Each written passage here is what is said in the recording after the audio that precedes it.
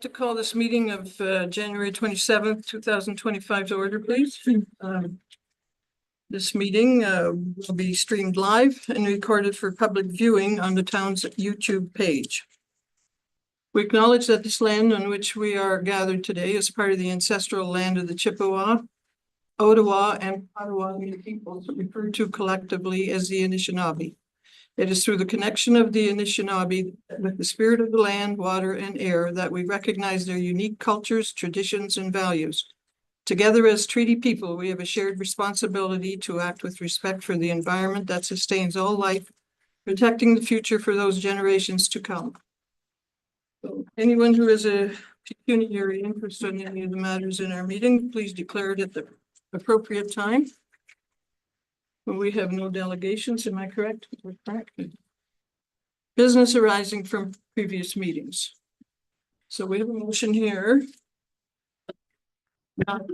Moved by Rodriguez, second by Basie, that the report by Adam Sabansky, CAO, dated January 16, 2025, regarding the delegation of draft plan of subdivision and draft plan of condominium approval authority to Town of Plympton-Wyoming Council be received, and that Council withdraws their request to delegation of draft plan of subdivision and draft plan of condominium approval authority to Town of Plympton-Wyoming Council from the County of Lambton.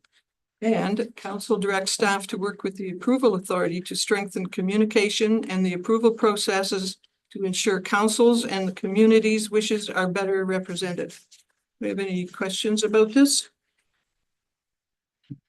None? None?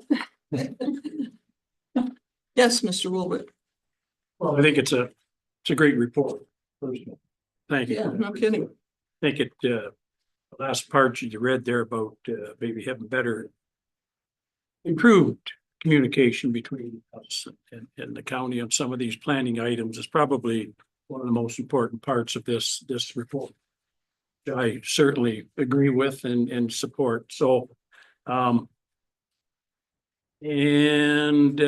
think one thing that I wanted to say here tonight on this item is that there was a lot of people in council chambers on this particular topic and access to Lakeshore Road. And I think we've did our best to represent those people the best we could. But as a result of these reports and studies, Councilor Wolf, the specific report in front of us today is strictly in regard to the delegation of draft plan authority. right, There is other reports coming tonight, but those are the closed reports. later on, right. So this is strictly in regards to the county providing town council with the authority to approve draft plans of condo and subdivision and the financial and resource repercussions of that. Whether we want to go ahead with that or not go ahead with that. Yes, sir. Anyways, I think it's a good start for the communication part of it. That's Yeah. the part I wanted to make. Anyone else? Yes. Mr. Rodriguez. So just to clarify, so I think we approved giving it back to the town and now we're gonna give it back to the county. Is that what this is about? We didn't approve, we asked. Or we approved asking Yes, to give it back to the town, but now we're gonna keep it. we're gonna leave it with the county. Yes, Okay, thank you. it's either that or hire 16 people more, so. Not quite, but Oh, there was resources oh, required. that's not. So, everyone in favor of these? Carrie, thank you.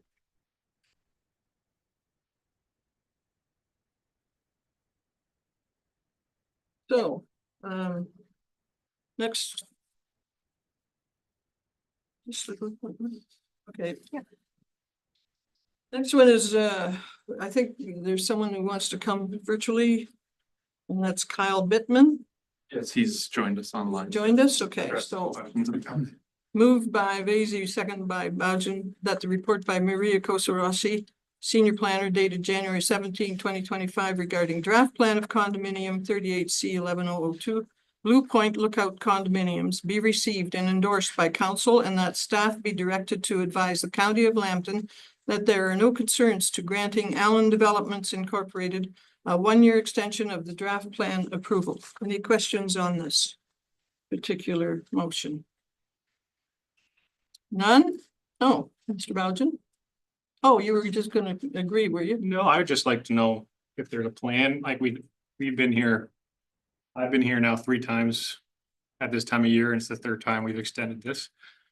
2013 was a long time ago. Leon Funiff was still a captain of the Toronto Maple Leafs back then. He's moved on. And he's. I'm just wondering if there's any, last year we got like a glimmer of hope that a bunch of houses were gonna get built. Where are we? This is my question. Okay, so Mr. Bittman, would you have any answer for that question? Did you hear it? I did, thank you, and thanks, Mayor and members of council. We're a bit further along than last year. We've built a few houses now out there. There's I think since last year there's 4 houses built, so there's 7 houses out there right now. Sales program continues to be difficult, and I think you would find that with any other developments in your area or throughout Ontario. We're kind of in that position in the market right now where there's very slow sales. So we're still sticking with it, and we don't want to be asking for extensions, but that's the market. If we could sell it all, we would right now. Okay, thank you. I have a follow-up question for staff. I'm just wondering. Is there a length of time here where we do need to start looking at what was approved in this plan of subdivision, whether it's traffic, infrastructure? I mean, 12 years ago is a long time ago. So at some point, is there a need to go back to the drawing board here and redo it, or are we just going to rubber stamp it in the next 12 years it's done? So from an infrastructure perspective, since I was in a different role at that time, I do recall the wastewater master plan and numerous of the drinking water plans at the time did incorporate the full build out into the discussion. And the adjacent subdivisions were also built out at that time.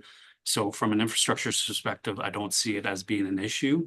From an design perspective, yes, there could be challenges. As you see with the market, that the market has changed. There's now a more geared to a more affordable housing, not necessarily under market housing, but more affordable styles of houses. And if this development was more geared to a higher end value and market, it could continue to have a challenge. So there may need to be discussions in the future with the developer in regards to if the current plan needs to be reviewed to see if there's options that could help benefit the community as a whole and the development. That's all I have for now. Thank you. Mr. Rodriguez? So I believe under updated planning policies, they now have a time limit. So this particular one would be grandfathered, correct? And new developments have a time limit where they lose their. No, like the water and sewer allocation, Allocations. if they didn't build in a certain amount of time. I think it was 2 or 3 years. Yes, I think that's embedded in the official plan, is it not? Yeah, the provincial planning statement does refer to use it or lose it, so it really would depend on, planning would look at a number of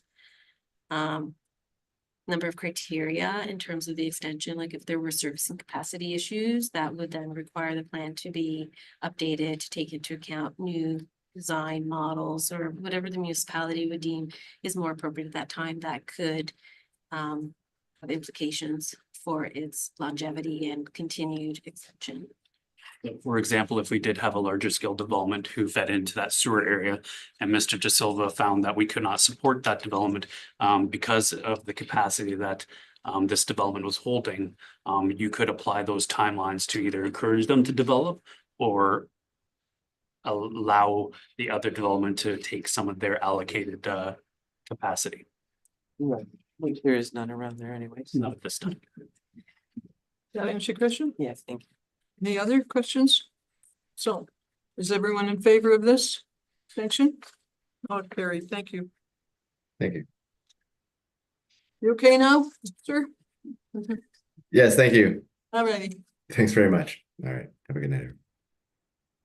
Okay, moved by Mr. Vacy, second by Rodriguez, that the report by Maria Kosarasi, Senior Planner dated January 20th, 2025, regarding the Errol Woods Incorporated subdivision, Phase 2 consumption be received and that bylaw 12 of 2025 be taken as having been read 3 times and finally passed, and that the mayor clerk be authorized to sign the said bylaw accordingly. Do we have any questions on this or a report? Which maybe we should listen to the report first, and maybe some questions will be answered. Are you reporting on this, Maria? Yes. So, we received notification that, that the municipality, can, so choosing, assume,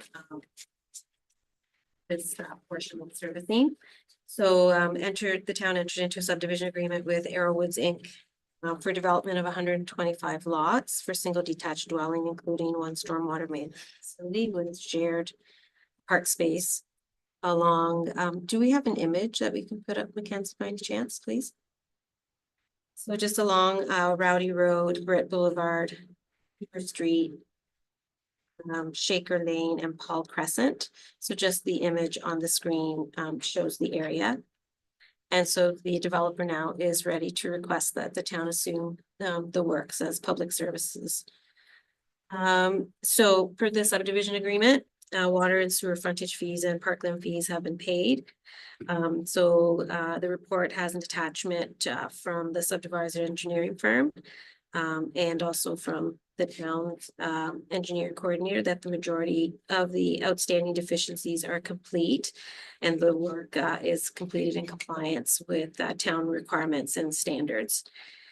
So we have received confirmation that all the required fees have been paid and there's no liens against the title on those lands. So, and the as constructed drawings of the infrastructure works have been received as well. Our town engineering coordinator has issued a certificate of final completion, which was also attached to the report. So there are 3 outstanding items that need to be completed. But it's still recommended that the assumption occurred just with a reduction in the existing letter of credit to take into account these 3 outstanding issues. One is there's remedial work in 3 areas where the asphalt is irregular, so that they're anticipating that this is a seasonal issue. So they're hoping that this will be spring, but otherwise it's recommended that $10,000 deposit be retained for those repairs. Second issue is that there's 5 boulevard trees that need to be installed. So there's a recommendation that security deposit of $2,250 be retained. So normally, the tree installation is recommended at a time when the lots are to be developed, because otherwise, if the trees are installed now and then the lots get developed, there will be disruptions and the trees will be having to be removed and then replanted. And then there's an additional 456 meters of concrete sidewalk that needs to be installed. So it's recommended that the town hold a security deposit of just over $51,000 until the sidewalk's installed. So they're hoping to install the sidewalk when the big lots are developed, because again, during development, the sidewalks would be damaged and then need to be reinstalled. Thank you. Any questions now? I think. Oh, Mr. Boughton has a question. Thank you. Just 2 questions. The first one is, I'm not sure if there was a total amount of how much asphalt surface finish issues, like is 10,000 enough of a deposit for, like, depending on how much road work they got to do. Roads are expensive from what I've seen. Yeah, go ahead. Through your worship. Yeah, that's enough. There's 2 small, what we call bird bath kind of spots, which we think we can do like a hot in place repair on it. And then there's another significant low spot that we have to repair, but we calculated how much it would cost, and 10,000 is more than it. Thank you. And then my other question would be, I know we took Park and Lou. Is there a level of standard that for that trail that's there that they're giving to us in the spring? Like, I know there's a trail that goes around that stormwater pond. Do they have to, put a base level of gravel in the spring and then it's ours, or are we just getting what it looks like? Yeah, through your worship. We're getting essentially what it looks like it was meant to be a gravel trail. We understand it's not ideal by any means, but yeah, we're retaining the $43,000, adding to it. It's going to budget on Wednesday, and then doing something with a little bit more enhanced level of service, but the trail itself is basically staying as is. I think they put some gravel on it They did, yeah. last summer, right? Yeah, okay, thank you. And we're going to keep that up, aren't we? We're not gonna let a whole bunch of weeds grow in That's it. the plan. Yeah, okay, thank you. Mrs. Rodriguez. So thank you. My question was kind of in the same line as Councillor Bowden, but I just want to know what kind of, obviously you don't want to hold up developers' line of credit. So they can. But are we keeping above and beyond what the actual costs are for any unforeseen, just kind of like as a security deposit included in with this to ensure? Are you looking at actual costs or is there a buffer in there to ensure that we're covering ourselves? Through your worship, I would say there's a small buffer in there. It's not significant by any means. The $90 a meter for sidewalk is pretty standard. We feel pretty confident it can be done. The builders have been installing those sidewalks as the houses get built. So the deal that we kind of made with the developer is realizing that if we were to put all this sidewalk in now, then it would probably be destroyed, is that if it doesn't happen within 2 years, we're gonna ask the developer to do it anyway, because there's a chance that those lots might not be built on for about 10 years. So to answer your question, that we believe, we review the numbers very closely. We believe there is enough money there to do what needs to be done. If I may, so I like what you said at the end there, if it's not done in 2 years, you're gonna ask for it to be done, and that's kind of where I was going, because I see some subdivisions where something's not getting done for 10 or 15 years, and then there's nothing to enforce it to get done down the road. So do we have that enforcement part of it down the road to make sure it does get done, and then it's not the taxpayer burden? Exactly right. So we have an agreement with the developer that if those lots do not get developed within 2 years, it's going to be the developer's responsibility to build that sidewalk. So by, I think it's in the report, but November 2026, those sidewalks will be installed. Thank you. Any other questions? All in favor? Thank you, Carrie.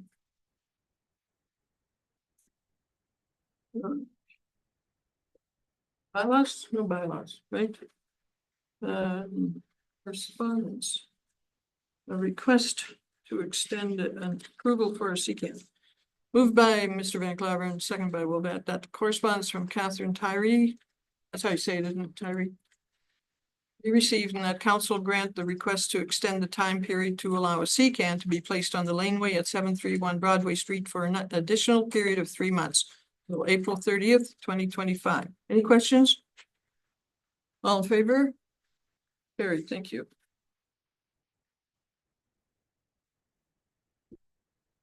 Now we have moved by Mr. Willett, seconded by Van Claveren, that the council of the town of Plympton-Wyoming at the regular meeting held January 27, 2025, considered correspondence regarding notice of pre-consultation, proposed updates to the Thames Sydenham Source Protection Plan that pursuant to section 34.3 of the Clean Water Act 2006, the council of the town of Plympton-Wyoming endorses the proposed updates to the Thames Sydenham Source Protection Plan, and that provision of this resolution meets requirements of section 34.3 of the Clean Water Act 2006. Are you going to address this, Maria? Or someone else? Anyone? If you like, Did I surprise you? Sorry. but- no, that's fine. So with these are proposed amendments based on the directives from 2021, and the implications for the municipality are fairly minor. I haven't noticed any implications that are of great concern. It's just a further elaboration of reviews that has been done at the provincial level to ensure that that there's protection for drinking water, basically. So it's just amending and updating directives so they are in line with current standards. Good. Any questions from anyone? Yes. This is just a, Rodriguez. it's just a notice that has to, as a requirement, has to go out for public consultation. Okay, So then will it come back to us? More detail of. you're asking me, will it? Well, I'm asking the question. Oh. I don't, obviously, there's nobody from there here. Your worship, we are in regular contact. They stay in touch with us Yep. quite regularly, so I would assume they would set something as follow-up and we'll Yep. bring you whatever they Okay, provide to us. Do you want to add something, Lou? Well, through your worship, so this is something that's legislatively required that it be endorsed at the municipal level before it goes over. Becomes part of the public consultation process. And so everything, once they receive feedback, then it goes back to their various committees and the ministry, and then they will provide revised regulations and information at that time. So it's just to initiate the public process that they require endorsement from all the municipalities across Ontario. So if there's a delay with that, it will delay the commencement of their. Thank you. Everyone clear on this now? Okay. All in favor? Carried, thank you. So we've gotten up to correspondence. Moved by Mr. Van Claveren, seconded by Will Beck, that correspondence items A to E relating to recommended reading and routine approval and information items not otherwise addressed by resolution be noted as received by the Plympton-Wyoming Council, filed accordingly. Do we have any questions on any of this correspondence? Anyone? Nothing special with any of them? Yes, Mr. Bailey. Yes, D, which was the town of Kearney. That's what they say. It's addressing the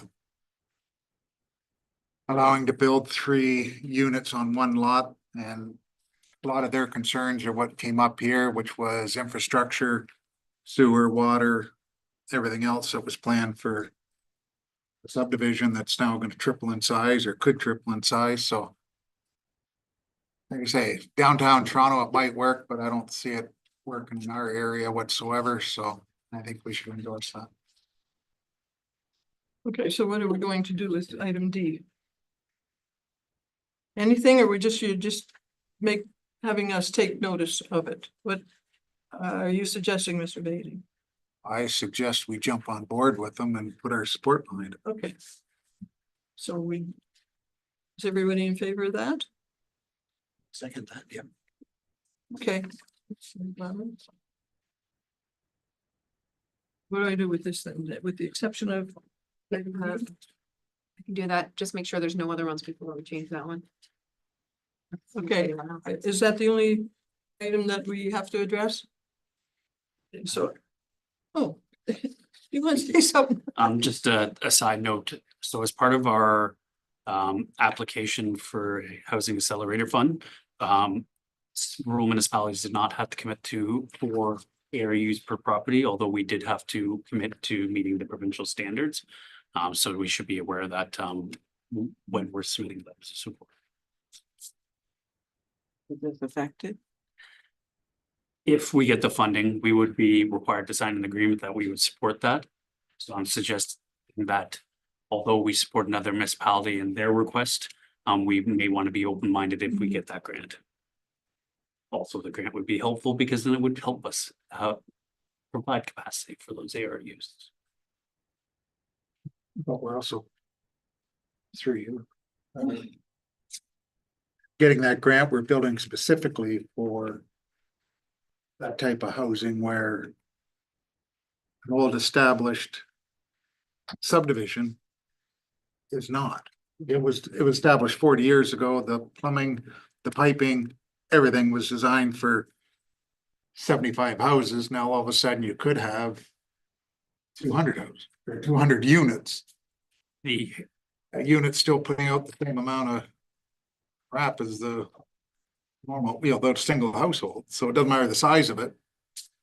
I don't think there's a hurt in supporting it. I just wanted to make sure that council is aware of our commitments under that application. The ARU section is not necessarily for new subdivisions. It's that you would permit them in all residential areas. So there is a note. However, I don't feel supporting someone else's letter does necessarily deviates from that application, and that can be a discussion we have if we get that funding. Okay, Thank you. any other questions? So that motion that I just read, it's added, save and accept item D, okay? Is it C, sorry. C? C, yeah. Right? No, it's D. Oh, it's D. Perfect. Yeah. Okay. It's the same. I know. E. Same. So everyone in favor of that? Carried, thanks. Moved by Ms. Vacy, second by Mr. Van Claveren, that the council support our correspondence item D from town of Kearney regarding letter to MMAH regarding the ARUs. Everyone in favor of that? Carried. So we've done that. Any new business? Any new business? Over my. Not from you, Deputy Mayor. Thank you. On my right. New business, nothing? So we're now going to move into closed session. Moved by Mr. Bougen, second by Vacy, that council move into in-camera meeting of council pursuant to section 239 of the Municipal Act 2001 as amended for the following reasons. For client privilege and third-party confidential information. So everyone in favor? Carried, thanks.